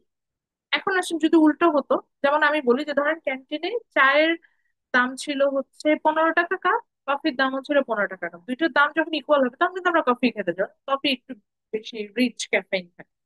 বাট যে কফির দাম 15 টাকা থেকে আমার 200 টাকা হওয়া লাগবে না, 15 টাকা থেকে 50 টাকা হোক, দেখবেন আপনি আর কফি খাবেন না, আপনি চা খাবেন। এবার আসলে উল্টা হলো, বললো যে ক্যান্টিনে কফি, দুইটা কফি কিনলে একটা কফি ফ্রি, ওই যে ইনসেনটিভ দিল। অর্থাৎ ধরেন কফির দাম একটু কমে গেল, তখন আমরা কি করব? কারণ কি আমরা কফি খাবো না খাবো না? তখন কিন্তু আমরা কফি বেশি বেশি করে খাবো, তাহলে আমার চায়ের ডিমান্ড কি হবে? তখন আর আমরা কেউ চা খাবো খাবো না। তখন দেখা যাবে যে আমাদের যে চা, এটা ডিমান্ড ডিক্রিজ করবে, ডিমান্ড ডিক্রিজ করছে। এটাই হচ্ছে সাবস্টিটিউট প্রোডাক্টের ক্ষেত্রে হয়, যে যে বললেন the product which have same level of utility, এই ধরনের প্রোডাক্টের ক্ষেত্রে আমাদের যেটা হয় যে এটার প্রাইস ইনক্রিজ করলে একটা তার যে সাবস্টিটিউট প্রোডাক্ট আছে ওটার ডিমান্ড বেড়ে যায়। আবার একটা প্রাইস যদি কমে যায় তখন কি হয়, ওই প্রোডাক্টটার আমরা বেশি বেশি কনজিউম করি, তখন এই সাবস্টিটিউট প্রোডাক্টের ডিমান্ডটা কমে যায়, ডিক্রিজ করে। যেমন আমি আর একটা রিয়েল লাইফ এক্সাম্পল দিই। মাঝখানে আমাদের দেশে পেপসি কোকা কোলা দাম বেড়ে গেছিল না? আবার বয়কট ইসরায়েলি পণ্য এরকম এরকম হয়েছিল না? তখন দেখবেন যে বাজারে খুঁজে মোজো পাওয়া যেত না, বা আরসি কোলা এই ধরনের অন্য যে সফট ড্রিঙ্কস গুলো পাওয়া যেত না। কারণ কি, পেপসি কোকা কোলার কাইন্ড অফ সাবস্টিটিউট কিন্তু আপনি আরসি বা মোজো এই ধরনের প্রোডাক্ট গুলো নিতে পারেন। তো যেহেতু পেপসি আর দাম বেড়ে গেছে, তখন আমরা কি করলাম যে আমাদের আমাদের যে এই যে অন্য যে এর যে সাবস্টিটিউট প্রোডাক্ট গুলো ছিল, like I mean Coca Cola, এটা কিন্তু আমাদের ডিমান্ড একদম অটোমেটিক্যালি হচ্ছে বেড়ে গেল। যে যেহেতু ওগুলোর দাম বেড়ে গেছে এবং ওগুলো আমরা বয়কট করছি, প্রোডাক্ট আমরা কনজিউম করবো না, তো ওর প্যারালালি যে প্রোডাক্ট আছে তখন সেটার ডিমান্ড আমি বাড়াই দিলাম। আবার যখন কোনো একটা কারণে এখন এখন দেখবেন যে এখন কিন্তু আবার বয়কট ইসরায়েলি বিষয়টা চলে গেছে, এখন দেখবেন যে মানুষজন বেশ ভালোই আপনার হচ্ছে পেপসি কনজিউম করে। দেখবেন যে বেশ এখন যেই হচ্ছে গিয়ে ওদের কিভাবে ওরা মার্কেটটা বদলে, দেখবেন যে মাঝখানে পেপসি বেশ অনেকগুলো অফার দিয়েছে, বা ওরা বুঝিয়েছে যে ওরা ইসরায়েলি পণ্য না। তো যখনই আমরা এটা বুঝতে পেরেছি তখন আমরা কি করলাম যে আমরা কিন্তু পেপসির প্রাইস কমে গেল, সাথে সাথে আপনারা দেখবেন যে মজো বা অন্যান্য যে লোকাল যে সফট ড্রিঙ্কস গুলো ছিল সেগুলোর ডিমান্ড কিছুটা হলেও আমাদের এখন হচ্ছে আপনার কমে গেছে। তো এই জিনিসটা হয়, দিস ইজ সাবস্টিটিউট। নেক্সট আসি হচ্ছে গিয়ে কমপ্লিমেন্টারি গুডস। কমপ্লিমেন্টারি গুডস বলতে বোঝায় হচ্ছে গিয়ে আপনার এটাকে বলে হচ্ছে যে প্রোডাক্ট গুলোকে একটা আর একটার সাথে কনজিউম করতে হয়। যেমন ধরেন আমরা ধরে নিচ্ছি যে টু পেয়ার অফ শু, এগুলাকে আমরা বলছি হচ্ছে গিয়ে কমপ্লিমেন্টারি গুডস। একটা পেয়ার না পড়লে আর একটা পেয়ার আপনি পড়তে পারবেন না, এরকম টাইপস এগুলোকে আমরা কমপ্লিমেন্টারি গুডস বলে থাকি। ডেফিনেশনটা একটু লেখেন, যেখানে কমপ্লিমেন্টারি স্পেলিংটা এখানে দেওয়া আছে, COMPLEMENTS, কমপ্লিমেন্টস বা কমপ্লিমেন্টারি গুডস যেটাই বলেন। তো লেখেন কমপ্লিমেন্টস আর দোজ গুড, ডেফিনেশনটা লেখেন, লেখেন complements are those good, compliments are those good, compliments are those good, compliments are those good which are consumed together. Compliments are those good which are consumed together. কি বোঝাচ্ছি, যে compliments হচ্ছে সেই সব goods যারা একসাথে কনজিউম করা, CONSUME, consume together. Example হিসেবে এটাই লেখেন, pair of, two pair of shoes, বা পেন অ্যান্ড পেপার, কলম আর পেজ ছাড়া আপনি একটা আরেকটা ছাড়া ইউজ করতে পারবেন না, পেন অ্যান্ড পেপার। তারপরে ধরেন টি অ্যান্ড বিস্কিট, চা আপনি বিস্কিট কিন্তু চা দিয়ে খান, এছাড়া কিন্তু খাই না, তো এরকম। তো কমপ্লিমেন্টারি গুডস এর ক্ষেত্রে কি হয়, তো সেক্ষেত্রে আমরা একটা এক্সাম্পল হিসেবে ধরেন এখানে পেন নিয়ে আসি। পেন অ্যান্ড পেপারটা বোঝাতে সবচেয়ে সহজ। কোন একটা কারণে কলমের দাম বেড়ে গেছে, কলমের দাম বাড়লে কি আপনি কি করবেন, আমাদের নর্মাল পিপল হিসেবে আমরা কলমের দাম বাড়লে আমরা যেটা করবো যে আমরা কিন্তু কলম, ধরেন ফর এক্সাম্পল কলম কেনা কমাই দিব। তাহলে কলম যদি কেনা কমাই দিই তাহলে কি আমার আর পেপার লাগবে? খেয়াল করে দেখেন, তাহলে তো লেখার কোনো ইনগ্রেডিয়েন্টস দরকার নেই, কিন্তু লেখার ইনগ্রেডিয়েন্টস এর দাম কমে যাবে, অর্থাৎ পেপারের দাম, পেপারের ডিমান্ড কমে যাবে। এরকম হয় কমপ্লিমেন্টারি গুডস এর ক্ষেত্রে, যে একটা কমপ্লিমেন্টারি গুডস এর দাম বাড়লে ওইটার ডিমান্ড যেমন ফল করে, ওর সাথে সাথে ওর যে কমপ্লিমেন্টারি আরো যে ওর যে প্রোডাক্ট গুলো ছিল সেগুলোর ডিমান্ডও আমার ফল করতো। যেমন আমি বললাম যে যদি কলমের দাম বেড়ে যায় সেক্ষেত্রে কিন্তু কলমের সাথে রিলেটেড ধরেন বই বা পেপার, এগুলোর ডিমান্ড হচ্ছে কি আমার কমে যাবে। So, আমি একটা এক্সাম্পল দিলাম যে when the price of pen increases demand for paper decreases, বা উল্টো যদি আসে, এখন ধরেন কলমের দাম অনেক কমে গেল, তো সো আমরা কি করলাম যে আমার কলমের দাম কমে গেল, তখন আমরা কি করব যে আমরা প্রচুর লেখালেখি করব, বা লেখার ইনগ্রিডিয়েন্টস গুলো আমরা কিন্তু ইউজ করা শুরু করবো। তো আমরা যদি উল্টো যাই, অর্থাৎ প্রাইস অফ পেন যদি আমার হচ্ছে গিয়ে বেড়ে যায় বা কমে যায়, তখন দেখা যাবে যে আমি কিন্তু আবার পেপার তখন বেশি বেশি কনজিউম করে, মানে যেহেতু কলমের দাম কমে গিয়েছে তার মানে বেশি বেশি কলম কিনবো, আর কলম কিনলে অবশ্যই এটাকে লেখার কাজে ব্যবহার করতে হবে। তো আমার কিন্তু তখন পেপারের দাম বেড়ে যাবে। তো খেয়াল করে দেখবেন যে চায়ের দাম যখন বেড়েছে সময় দেখবেন যে চা পাতার দাম বাড়ে, এই এই চেঞ্জেসটা বাজারে খুব বেশি লক্ষ্য করবেন। দেখবেন যে চা পাতার দাম যখন বাড়ে তখন চায়ের সাথে কমপ্লিমেন্টারি গুডস হিসেবে আমরা ধরেন খাই হচ্ছে বিস্কিট। দেখবেন যে বিস্কিটের দামও কিন্তু তখন হচ্ছে মানে বিস্কিটের ডিমান্ড কমে যায়, সে কারণে দেখবেন যে বাজারে তখন বিস্কিটটা মার্কেট আউট হয়ে যায়, যেহেতু বিস্কিট কেউ কনজিউম করে না, ডিমান্ড ডিমান্ড ফল করেছে, ওটা আমরা ওই কারণে কনজিউম করি না। যেহেতু আমরা চাও কম কনজিউম করছি, বিস্কিটও কনজিউম করি না। এরকম একটা কারণে বিস্কিট মার্কেটে থাকে না, যেহেতু এটা ডিমান্ড ফল করেছে। আবার দেখবেন যে এখন যেমন দেখবেন যে বাংলাদেশের ভ্যারাইটিস অফ বিস্কিট পাওয়া যায়, আপনি সুপার শপে যান, নর্মাল গ্রোসারি দেখবেন যে অনেক ধরনের বিস্কিট পাওয়া যায়। এটার একটাই মাত্র রিজন, বাংলাদেশে চায়ের দাম কম। বাংলাদেশে চা পাতার কেজি হচ্ছে 400 টাকা, যেখানে কফির কেজি হচ্ছে কি 4000 টাকা। বুঝলেন তাহলে চায়ের দাম কত টাকা? আমি যখনই চা কনজিউম করি চায়ের সাথে আমরা চা সাথে টা এইভাবে বলি। তো দেখা যায় আমরা বিস্কিট খাচ্ছি। তো দেখবেন যে বাংলাদেশে কিন্তু অনেক ধরনের বিস্কিট পাওয়া যায়। ইভেন এরকমই হয় যে চায়ের সাথে খাওয়ার জন্য স্পেশাল টি বিস্কিট এরকম বলে, টি স্ন্যাক্স এরকমও এখন অনেক জায়গায় সেল হয়, যেগুলো চায়ের সাথে আমরা খেতে পারি। তো এটা এই কমপ্লিমেন্টারি গুডস এর আইডিয়া থেকে তো দেখেন এখানেও কিন্তু তাহলে দামের থেকে বেশি ইম্পর্টেন্ট কি, যে আমার সাবস্টিটিউট না কমপ্লিমেন্টারি গুডস, সেইটার প্রাইসটা কেমন হচ্ছে এবং সেই অনুযায়ী আমার ডিমান্ড কিন্তু ডিপেন্ড করছে। তো এই কারণে বলে যে অনেক ক্ষেত্রে ডিমান্ড সেম প্রাইস, আমার একটা প্রোডাক্টের ডিমান্ড চট করে কমে যেতে পারে, আবার সেম প্রাইস একটা প্রোডাক্টের ডিমান্ড বেড়েও যেতে পারে। এটা টোটালি ডিপেন্ড করবে যে কমপ্লিমেন্টারি আর সাবস্টিটিউট গুডস এর ক্ষেত্রে কি হয়। নেক্সট যে পয়েন্টটা আসতেছে সেটা হচ্ছে টেস্ট অ্যান্ড ফ্যাশন। এটা খুবই ইজি টপিক, এরপরে তিনটা টপিক খুব সহজ। টেস্ট অ্যান্ড ফ্যাশনের ক্ষেত্রে কি বলে, যখন যে ট্রেন্ড চলে সেই ট্রেন্ড ওয়াইজ ডিমান্ড বাড়ে, ডিমান্ড কম, এক্ষেত্রে প্রাইস ম্যাটার করে না। যেমন এখন ট্রেন্ড চলছে হচ্ছে লং টাইপের পোশাকের, বা এখন উইন্টার সিজন, এখন ট্রেন্ড হবে হচ্ছে হ্যাভি ওয়্যার গুলো। তো এগুলোর প্রাইস যাই হোক না কেন আমরা এগুলো ডিমান্ড করবো। আবার যখন সামার আসবে তখন সামার ওয়্যার, সেগুলোর প্রাইস যাই হোক না কেন সেগুলো করবো। আবার টেস্টের ক্ষেত্রে কি বোঝা যায়, actually it's based on your habit. আমরা কিছু কিছু প্রোডাক্ট কনজিউম করতে বেশ ইউজ টু থাকি। ধরেন যেমন আমি আমার কথা এখানে একটা এক্সাম্পল দিই, আমি হচ্ছে টি লাভার, মানে যেখানে যাই না কেন আমার চা আমি কনজিউম করবো এরকম। তো বাংলাদেশে কিন্তু চায়ের দাম কম্পারেটিভলি কম, বাংলাদেশে বাহিরে গেলে চায়ের দাম অনেক বেশি, মানে অনেক বেশি। এবং ইন সাম কেসেস দেখা যায় আমি পছন্দ করেছি মিল্ক টি কনজিউম করতে, ওটা পাওয়াই যায় না। তো আমার এরকম বেশ কয়েকবার এক্সপিরিয়েন্স হয়েছে যে কফির থেকেও মিল্ক টির দাম বেশি, দুধ চায়ের দাম অনেক বেশি। তারপরও যেহেতু ওই যে বললাম এখানে আমার কাছে দাম ফ্যাক্টর না, আমার ফ্যাক্টর হচ্ছে আই লাভ টু কনজিউম টি, আমার প্রতিদিন চা না খেলে আমার মাথা ধরে যায়, এরকম একটা মনস্তাত্ত্বিক বিষয় আছে আমার। তো চায়ের দাম যাই হোক না কেন, ওই আমার ওই চা কনজিউম করতে হবে। আমার এরকম হয়েছিল, আমি হচ্ছে ইয়াতে গিয়েছিলাম, কান্ট্রির নাম না বলি। তো ওখানে যাই দেখো ওখানে মানুষজন কফি খায় অথবা চায়ের মধ্যে ওরা শুধু খায় গ্রিন টি, গ্রিন টি ছাড়া কিছু খায় না। তো ওই দেশে যাওয়ার পর আমার তখন ইয়া খেতেই হবে। স্টারবাকসে যেও আমি দেখি ওখানে স্টারবাকসে তো কফির জন্য, তো ওখানে তো চা নাই। ওরা আমি কি করেছি, আমি নিজে টি লিভ, সুগার, লিকুইড মিল্ক এগুলা পারচেস করে হোটেলে বসে আমি ওই হোটেলে যে কেটল থাকে ইলেকট্রিক কেটল, ওটাতে করে আমি টি মেক করে খেয়েছি। এবং ওটা খাচ্ছে আর আমি চিন্তা করছি যে দিস ইজ কল ডিম্যান্ড, মানে যেইভাবেই হোক না কেন আমি আমার ডিম্যান্ড ফুলফিল করি, এখানে প্রাইস ডাজন্ট ম্যাটার। তো এরকম অনেক ক্ষেত্রে আমাদের টেস্টের উপর বেসিস করে, দামের সাথে নির্ভর করে না, আমরা সেই প্রোডাক্টের ডিমান্ড যে কোনো প্রাইসে আমরা ওটা ডিমান্ড বাড়াই বা কমাই।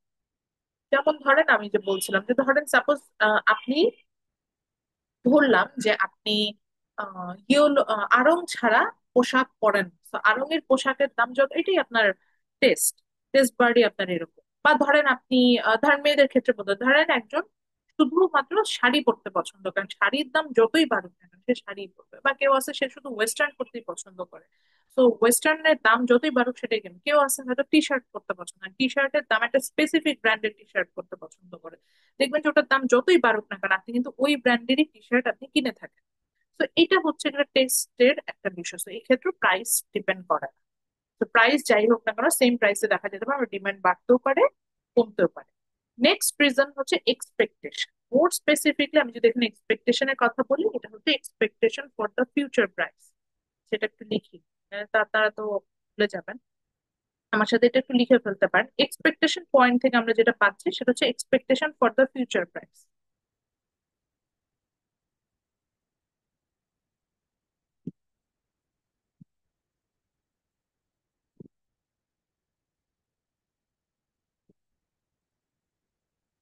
লিখি, তারপরে আমি বলছি।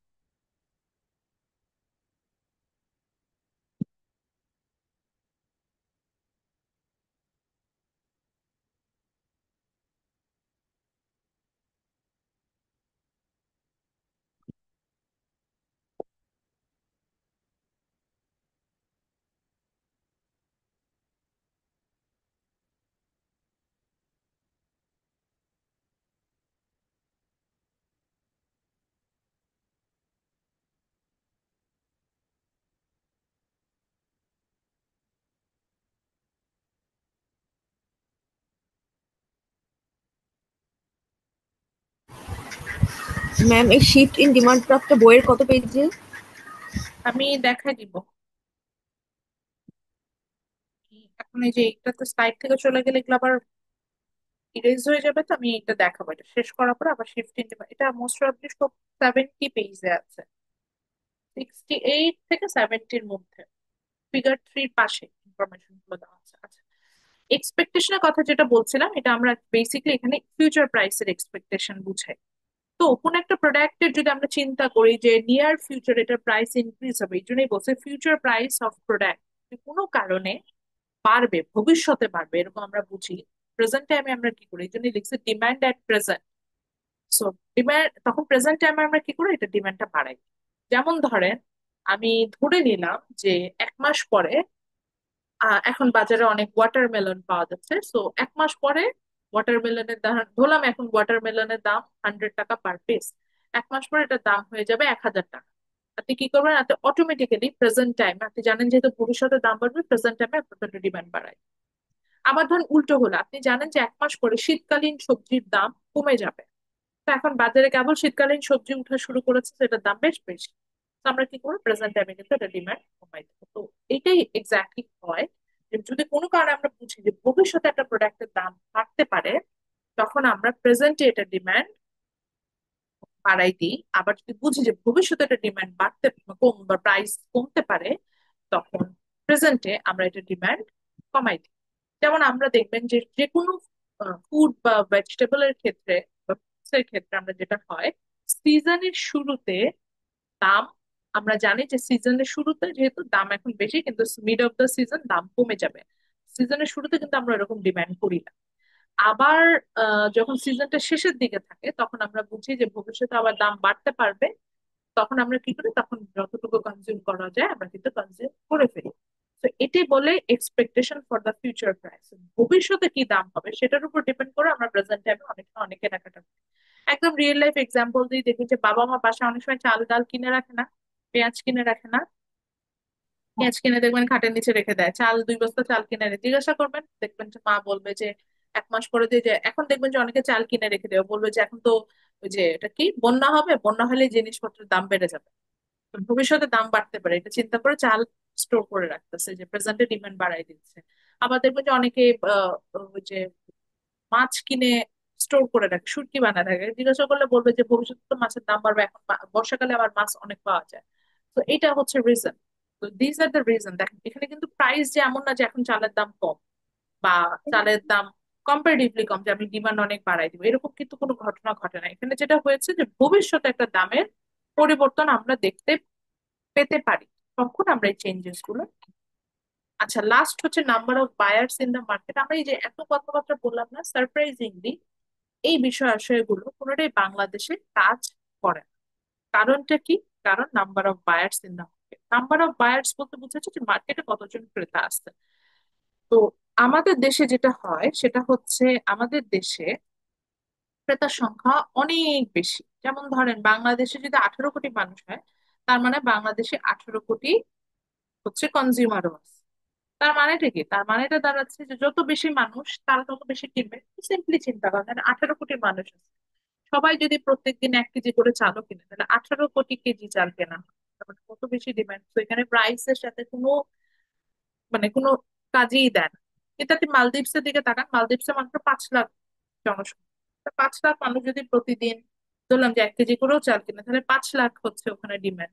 তাহলে কোথায় 5 লাখ, কোথায় 18 কোটি, যেটার মধ্যে ডিফারেন্স আছে না? তো মার্কেট যখন বড় হয়, মার্কেট বড় হয় বলতে বুঝাচ্ছি যে মার্কেটে বায়ারের সংখ্যা বাড়ে। বাংলাদেশ, ইন্ডিয়া এগুলো হচ্ছে বড় মার্কেট। তো এইসব মার্কেটের ডিমান্ড অটোমেটিক্যালি বেশি হয়, যেহেতু বায়ারের সংখ্যা বেশি। আবার যখন মার্কেটে বায়ারের সংখ্যা কমে যায়, তখন সেই মার্কেটের ডিমান্ড অটোমেটিক্যালি কমে যায়। এখন আসি, এটা আমরা বইয়ের কোথা থেকে পড়বো বা এখান থেকে আমরা প্রশ্ন কিরকম হতে পারি। এখান থেকে আমি অবশ্যই প্রশ্ন করবো, এটার ব্যাপারে কোনো ইয়া নেই। তো এটা হচ্ছে বইয়ের ফিগার 3 যেটা আছে, সেটার আশেপাশে এটার ছবিটা আছে, এই যে শিফট ইন ডিমান্ড কার্ভের, এবং এটার এক্সপ্লানেশন প্রত্যেকটা পয়েন্টে, যেটার উপরে হচ্ছে ইনকাম দেওয়া, ইনকামের পরে যে নর্মাল গুডস কি, ইনফেরিয়র গুডস কি, সাবস্টিটিউট কি, কমপ্লিমেন্টারি, যে আমি যে কথাগুলো বললাম এখানে এটা লেখা। যেমন দেখেন, নর্মাল গুডস এর ক্ষেত্রে বলেছে a good which other things being equal an increase in income leads to an increase in demand. ওই যে যেটা বললাম যে এই ধরনের গুডস এর ক্ষেত্রে ইনকাম বাড়লে ডিমান্ডও বাড়ে। যেমন আমি বলছিলাম যে আমাদের লাক্সারি প্রোডাক্ট। ইনফেরিয়র গুডস এর ক্ষেত্রে কি বলছে, অন্য বিষয়গুলোকে আমরা কনস্ট্যান্ট ধরে নিলে এই ক্ষেত্রে ইনকাম বাড়লে এই ধরনের প্রোডাক্টের ডিমান্ড কমে যায়। যেমন আমি আমার বেসিক নিডের কথা বললাম, যে লো কোয়ালিটি ফুড, সেখানে আমার ইনকাম বাড়লে এই ধরনের গুডস এর ডিমান্ড আমার মধ্যে কমে যাচ্ছে। তো এগুলো সবই এখানে আছে, যে price of the related product, taste, expectation, number of buyer, সবই পয়েন্ট গুলো পাবেন। আচ্ছা, তারপরেও যারা হচ্ছে গিয়ে বুঝবেন না, ধর অনেকেই আছেন ম্যাডাম আমি ভুলে গেছি, বুঝি নাই কোশ্চেন, তখনও দেখবেন যে এইখানে শর্টকাটে জিনিসগুলো বলা আছে, যে প্রাইস বাড়লে শিফট কেমন হবে, প্রাইস কমলে শিফট কেমন হবে, এই জিনিসগুলো এখানে ডিটেল দেওয়া আছে। আরো আছে, যেটা হচ্ছে গিয়ে প্রত্যেকটা কার্ভের পাশে এখানে এই যে ছোট্ট করে যে বক্স, এখানে কিন্তু বর্ণনা দেওয়া আছে, যে কখন ডিমান্ড বাড়া বলতে কখন বুঝি, ডিমান্ড কমা বলতে কখন বুঝি। এটা গেল বিষয়। কোশ্চেন নিব, বলেন কোশ্চেন নিব। ম্যাম, হুম। ম্যাম কালকে রাত্রে আমার ফোনটা চুরি হয়েছে, তো আমি থানায় আছি ম্যাম। ও আচ্ছা, আপনি চ্যাট বক্সে একটু লেখেন, আপনি পার্সোনালি কমেন্টটা করেন। ঠিক আছে ম্যাম। তো যেটা ছিল এটাই হলো বিষয়। এখন আসি প্রশ্ন আমি কিরকম করতে পারি। এইখান থেকে প্রশ্ন মাস্ট করব, shift in demand, shift in supply. আমি আগে থেকে ওপেন বুকের মতো বলেছি, আমি এখান থেকে প্রশ্নটা অনেকটা এরকম করি যে, ধরেন যদি ট্রিকি প্রশ্ন করতে চাই তাহলে একরকম না, ডিরেক্ট করলে এরকম বলি যে explain any three reason why demand, when demand will increase. Explain any three reason, তার 3টে রিজন বলবেন। ধরেন ইনকাম থেকে বলবেন, expectation for the future price বলেন, বায়ার, নাম্বার অফ বায়ার্স, এরকম 3টে রিজন বলবেন। যে 3টে রিজনে আপনার হচ্ছে ডিমান্ড ইনক্রিজ করবে। অথবা আমি এরকম বলে explain any three reason when demand decrease, তাহলে আপনি 3টে রিজন বলবেন যেখানে ডিমান্ড ডিক্রিজ। যদি ট্রিকি কোশ্চেন করতে চাই, ধরেন আমি বললাম যে suppose the suppose there is a product in a market, sorry, suppose in rice market, এরকম বললাম যে suppose in rice market the income of the consumer increases, তারপরে বললাম the number of the buyers decreases, and wheat, which is a substitute of rice, its price decreases. So what happened in the demand curve for rice? 3টা কথা বললাম। দেখেন, প্রথমে বললাম in rice market income increases. আমি এটা বলেও দিলাম যে রাইস মার্কেটে ইনকাম বাড়লো। রাইসটা, চাল হচ্ছে আমরা আসলে ধরি কমন একটা গুড, মানে ইনফেরিয়র গুড। ইনকাম বাড়লে আমরা চাল খাই না, খেয়াল করে দেখবেন তখন আমরা খেতে চাই কি, ফ্রাইড রাইস। আরো স্পেসিফিকলি ফ্রাইড রাইসও খাই না, বলি যে আমরা এখন নো কার্বে আছি, সো আমি শুধু চিকেন গ্রিল করে খাবো, বা আমরা হচ্ছে গিয়ে বিয়াতে খাবো, বলে ফিশ গ্রিল করে খাবো, যে আমরা এরকম বেশ। তো রাইসটা অ্যাকচুয়ালি ইনফেরিয়র গুডস এর মধ্যে পড়ে। So আপনার ইনকাম বাড়লে আমরা রাইসের ডিমান্ড কমাই দিই। তারপরে সেকেন্ড বলছিলাম নাম্বার অফ বায়ার্স ডিক্রিজেস, মার্কেটে ক্রেতার সংখ্যা কমে গেছে চালের, তাহলে কি হবে, চালের ডিমান্ড অটোমেটিক্যালি কমে যাবে না? তারপরে বললাম হচ্ছে গিয়ে, না আর একটা কি বলেছিলাম, ফিউচার প্রাইস চালের বাড়বে এরকম বলছিলাম মনে হয়। ফিউচার প্রাইস যদি চালের ভবিষ্যতে বাড়ে এরকম বুঝি, তাহলে তো বর্তমানে আমি চাল একটু বেশি কিনে রাখবো। এরকম হলে ডিমান্ড কার্ভ, তখন আপনি কি করবেন, যে যে পয়েন্ট বলেছে সেই সেই পয়েন্ট অনুযায়ী ডিমান্ড কার্ভে কি হতে পারে, ইনক্রিজ হতে পারে না ডিক্রিজ হতে পারে, সেটা টু দা পয়েন্টে বলুন। যে বলুন যে rice is a inferior good, so when income increases demand for rice will decrease. তারপরে বললেন if the number of buyers in market decrease, it means the demand for rice also decrease. তারপরে বললেন if the future price of rice will increase, future price বলে আমরা জানি বর্তমানে আমরা demand কমাই, তো বলবেন at সরি বর্তমানে আমরা ডিমান্ড বাড়াই দিই, তো বলবেন so at present the demand for rice will decrease. বুঝতে পারছেন কোশ্চেনটা? এই ধরনের প্রশ্ন আমি করতে পারি। এই গেল বিষয়। তারপর কারো কোশ্চেন থাকলে হ্যান্ড রেজ করতে পারেন, আমি আরো একটু যাবো, নাহলে আমরা নেক্সট টপিকে চলে যাবো।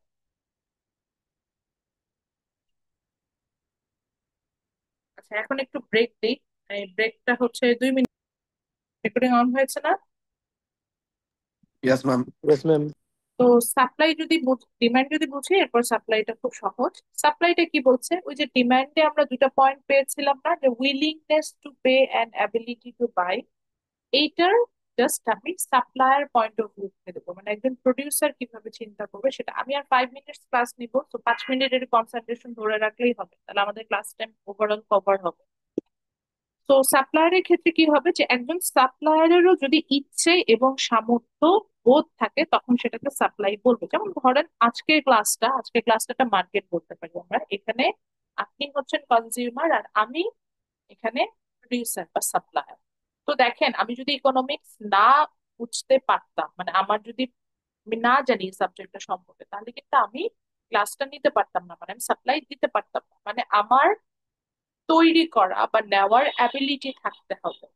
সেকেন্ড পয়েন্ট হচ্ছে গিয়ে আমার ইচ্ছেও থাকতে হবে। যেমন দেখেন, আমি আজকে ক্লাস শুরুতে বলছিলাম যে আমি এই যে সকাল থেকে এরকম এরকম ক্লাস নিচ্ছি, আমার এই জন্য হচ্ছে আমি একটু পড়া শুরু করলাম। তাহলে উইলিংনেস এর একটা বিষয় থাকে, আবার অ্যাবিলিটির বিষয়।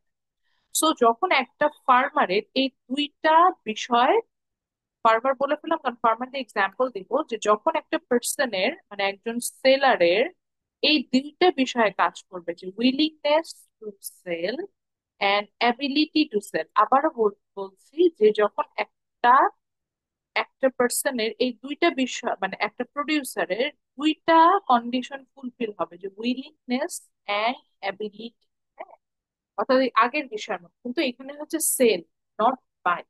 অর্থাৎ যখন একটা সাপ্লায়ার দুইটা জিনিসই থাকবে, যে ধরেন আমি একটা ফার্মার এক্সাম্পল দিই, একটা ফার্মারের প্রোডাক্ট তৈরি করার ইচ্ছে আছে, আবার প্রোডাক্ট তৈরি করার সামর্থ্য আছে। অর্থাৎ প্রোডাক্ট সে তৈরিও করতে পারে, আবার সেটা সামর্থ্যও রাখে যে প্রোডাক্টটা কিভাবে হচ্ছে গিয়ে আহ মানে আপনার তৈরি করতে হবে। তো সেই যখন এটা হবে, তখন সেটাকে আমরা বলবো সাপ্লাই। ধরলাম একজন ফার্মার, সে রাইস প্রোডাকশনে গিয়েছে, তো রাইসটা তার বাজারে সেল করার ইচ্ছা নেই, সে রাইসটা প্রোডাকশনে গিয়েছে তার ফ্যামিলির জন্য, তখন কিন্তু এটাকে আমি সাপ্লাই বলতে পারবো। বাট দেখা গেল এট দ্য মেন টাইম সে হচ্ছে আহ হুইট প্রোডাকশন, হুইট না, তার সুগার ক্যান প্রোডাকশনে গিয়েছে, এবং তার ইচ্ছে আছে বাজারে যা দাম সেই অনুযায়ী সে সুগার ক্যান গুলো সেল করে দিবে। তাহলে তার সুগার ক্যান তৈরি করার মতো অ্যাবিলিটি আছে, তো সেটা প্রডিউস করেছে, প্লাস বাজার দর অনুযায়ী, বাজারের দাম যেটা সে অনুযায়ী সে সেল করতেও interested, then it will be called supply. তাহলে সাপ্লাই কি? Supply is the different quantities of goods and service.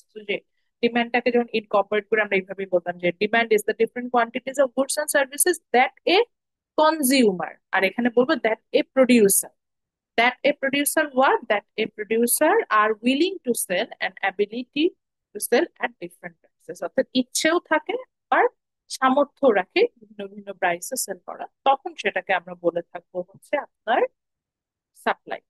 তাহলে সাপ্লাইয়ের বিষয়টা কি? সাপ্লাইটা তাহলে ধরেন এখন ফার্মার কি করবে, তো যদি দেখে চালের, ওই যে একটু আগে বলছিলাম যে চাল সে তৈরি করছে বাট সেটা তার ফ্যামিলির জন্য, কিন্তু সে দেখলো যে চালের কেজি ছিল 10 টাকা, সেখান থেকে হয়ে গেছে চালের কেজি 200 টাকা, তখন কিন্তু সে আর ফ্যামিলির জন্য রাখবে না, চিন্তা করে বিক্রি করে দিলে আমার বেশি প্রফিট হবে।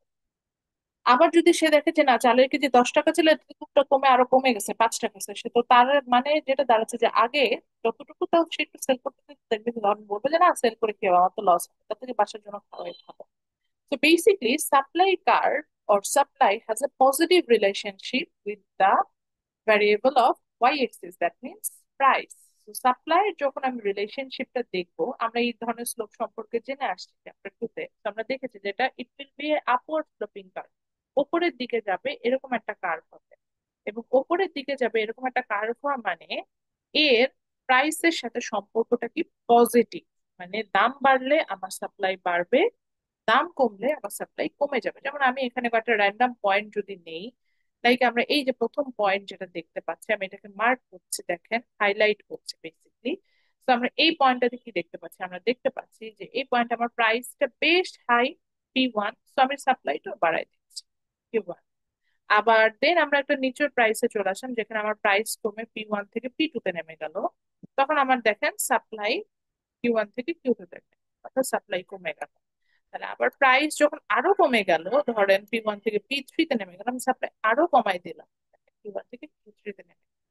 তাহলে যদি ল তে চলে যাই, ল অফ সাপ্লাইটা কেমন হবে, এটার সাথে মিলঝিল রেখে এরকম বলতে পারি না যে দাম কমলে সাপ্লাই কমে যায়, যদি শুধু দাম দিয়ে চিন্তা করে। আবার দাম বাড়লে তো যদি যাই সাপ্লাই বেড়ে যেতে থাকে, there is a positive relationship. আজকে এতটুকুই, আমরা দেখবো যে ল অফ সাপ্লাই কি দেখাচ্ছে, যে এটাও আছে স্লাইডে বা আমার বইয়েও আছে, আমি বইতেও দেখাবো, যে if other things remaining same, when price increases supply also increases, or when price decreases supply also decreases। এই হচ্ছে আমার ল অফ সাপ্লাই। দেখি বইয়েও একই কথা বলেছে কিনা। তো বই আমরা সাপ্লাইটা পাবো হচ্ছে গিয়ে পেজ নাম্বার, আমি যদি আরো যদি বলতে যে ডিমান্ড শেষ হলেই সাপ্লাই শুরু হয় আমাদের বইয়ে। আচ্ছা, এগুলা পড়ার দরকার নেই, ফিগার অতটা মানে খুব যে ইম্পর্টেন্ট তা না, যতটুকু আমরা বুঝতে পারবো তা। তো এরপর আমরা চলে যাবো হচ্ছে সাপ্লাই। সাপ্লাই এর যে ডেফিনেশন কি, কোয়ান্টিটি সাপ্লাই এখানে দেওয়া আছে। ল অফ সাপ্লাই যেটা বলছে, it claims that other things being equal, বা ওই যে আদার থিংস রিমেইনিং সেম, একই কথা, the quantity supplied of a good price when the price of that good price, এই যে একই কথা বলে যে কোয়ান্টিটি সাপ্লাই বাড়বে যখন হচ্ছে প্রোডাক্টের প্রাইসটাও বাড়ে। আচ্ছা, তাহলে সাপ্লাই শিডিউল কি হবে, আগের মতনই, যে যে টেবিলে সাপ্লাই আর প্রাইসের সম্পর্কে ইনফরমেশন থাকবে। যেমন this is the supply schedule, দেখেন যেখানে আমরা প্রাইস এবং কোয়ান্টিটি সাপ্লাইড এর ইনফরমেশন দেখতে পাচ্ছি, এবং এখানে আমরা একটা আপওয়ার্ড স্লোপিং সাপ্লাই কার্ভও দেখতে পাচ্ছি, যেখানে একটা সাপ্লাই কার্ভ ড্র করা হয়েছে। আজকে আমরা এতটুকু পড়বো। আজকে সাপ্লাইটা পড়ার জন্য আপনারা চলে যাবেন হচ্ছে পেজ 73 তে, ফিগার 5-এ হচ্ছে আমরা সাপ্লাই কার্ভ। নেক্সট ক্লাসে আমি ইনশাল্লাহ স্যাটারডেতে একটা এক্সট্রা ক্লাস নিব। এটা আমাদের এই ক্লাস টাইমই নেওয়ার চেষ্টা করবো। এটা এক্সট্রা ক্লাস যেটাকে আমি বলছি, নট অ্যাডভান্স ক্লাস বা কোনো মেকআপ ক্লাস, আমাদের কোনো ক্লাস মিস যায় নাই। তো একটা এক্সট্রা ক্লাস নিব যাতে জিনিসগুলো টপিক গুলো সম্পর্কে আদার ক্লিয়ার হয়ে যায়। আজকে আমি এটা রেকর্ডেড ভার্সন দিয়ে দিব, দেখবেন যে জাস্ট একটা লিঙ্ক দিব ইউটিউবের, তো ওখানে আপনি ক্লিক করলেই ক্লাস রেকর্ডিংটা দেখবেন। তারপর যদি কারো দেখতে অসুবিধা হয় বা না খুঁজে পান, তখন আমাকে ইনফর্ম করবেন, সেটা অল্টারনেটিভ। ঠিক আছে, তাহলে ভালো থাকেন। আসসালামু আলাইকুম। আসসালামু আলাইকুম।